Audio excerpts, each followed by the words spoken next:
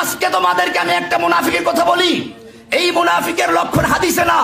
এই মুনাফিকের নাম দিয়েছেন স্বয়ং আল্লাহ সুবহানাহু ওয়া তাআলা। কোরআন বলছে ওয়াইদা কিলা লাহুম তাআলাউ ইলা মা আনজালাল্লাহু ওয়া ইলার রাসূল, এই লোকগুলো যারা দাবি করে কোরআন মানে, আসমানি কিতাব সব মানে, আল্লাহ মানে, রাসূল মানে, হজ করতে যায়, ওমরা করতে যায়, কোরআন পড়া ছাড়া চাও খায় না, এই দাবি করে। কিন্তু যখন বলা হয় তাআলাউ, আসো, ইলা মা আনজালাল্লাহু ওয়া ইলার রাসূল, আল্লাহ তাআলা যে কিতাব নাজিল করেছেন এই কিতাবের দিকে এসো, ওয়া ইলার রাসূল, রাসূলের সুন্নাহ দিকে আসো, যেই কিতাব দিয়ে রাসূল দেশ চালিয়েছেন, যেই কিতাব সুন্নাহ দিয়ে আবু বকর শাসন করেছেন, যেই কিতাব সুন্নাহ দিয়ে ওমর অর্ধজাহান শাসন করেছেন, যেই কিতাব সুন্নাহ দিয়ে আলী শাসন, ওসমান শাসন করেছেন, সেই কিতাব এবং সুন্নাহ থেকে আসো। আল্লাহ এবারে বলছেন রাআইতাল মুনাফিকিনা,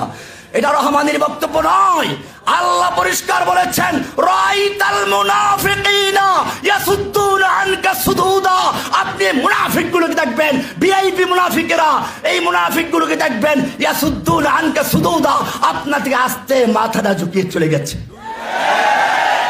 প্রত্যেকটা মাহফিলে আমরা দেখি, আমরা প্রত্যেকটা মাহফিলে দেখি প্রধান বক্তার জন্য অপেক্ষা করে, প্রধান বক্তার আগে আবার তারা বয়ান দেন, লোকজন যায় না তো, এরপরে বক্তব্য দিয়ে যখন প্রধান বক্তা বক্তব্য শুরু করবে তখন পালাই।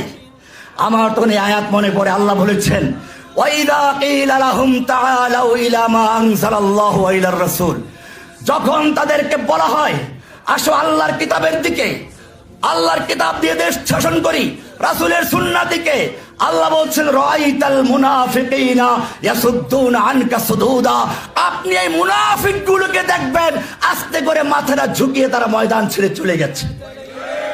সুতরাং মনে রাখতে হবে, আমি তোমাদেরকে বলি ওমর ইবনে খাত্তাব রাদিয়াল্লাহু তাআলা আনহু বলেছেন, পরিষ্কার করে দিয়েছেন নাহনু কওমুন আ'আজ্জানাল্লাহু বিল ইসলাম, আমরা এমন এক জাতি যাদেরকে আল্লাহ তাআলা ইসলামের মাধ্যমে সম্মানিত করেছেন, বিশ্বের বুকে আমাদেরকে মাথা উঁচু করে সে দাঁড়াতে শিখিয়েছেন, ইসলাম আমাদেরকে মর্যাদা দিয়েছে। ফামাহমা ইবতাগাইনাল ইজ্জাতা বিগাইরিহি,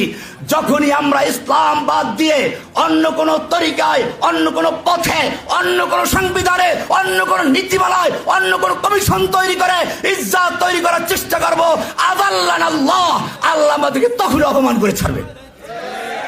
এই জন্য ওমর ইবনে খাত্তাব রাদিয়াল্লাহু তাআলা আনহু আরেকটা কথা বলেছেন, লা ইয়াসলাহা আখিরু হাযিল উম্মাহ ইল্লা মা সালুহা বিহি আউয়ালুহা, এই উম্মতের প্রথম অংশ, এই উম্মার প্রথম মানে সাহাবীরা যেই পথে সংশোধন তৈরি করেছিলেন, সংস্কার করেছিলেন, লা ইয়াসলাহা আখিরু হাযিল উম্মাহ, এই উম্মতের শেষ ভাগও সেই পন্থা ছাড়া সংস্কার করতে পারে না। সংস্কারের মূলনীতি আল কোরআন দিয়েছে, সংস্কারের মূল সংবিধান আল কোরআন দিয়েছে। কোরআন হচ্ছে মানবতার সনদ, কোরআন মানুষের জীবনের নিরাপত্তা দিয়েছে, মানুষের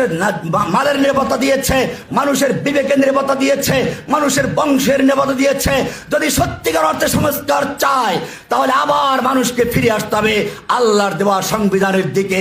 এছাড়া কোনো সংস্কার হতে পারে না। আমি আপনাদেরকে বলবো, আমরা এখন থেকে যেভাবে এই জুলাই আগস্টে একটা বিপ্লবের মাধ্যমে এক স্বৈরাচারকে হটিয়ে দেওয়া হয়েছে, ঠিক তেমনি ভাবে আর একটা বিপ্লবের মাধ্যমে আল্লাহর কালামকে, আল্লাহর কোরআনকে রাষ্ট্রে প্রতিষ্ঠা করার জন্য আমাদের ময়দানে ঝাঁপিয়ে পড়তে হবে। আল্লাহ সুবহানাহু ওয়া তাআলা আমাদের সেই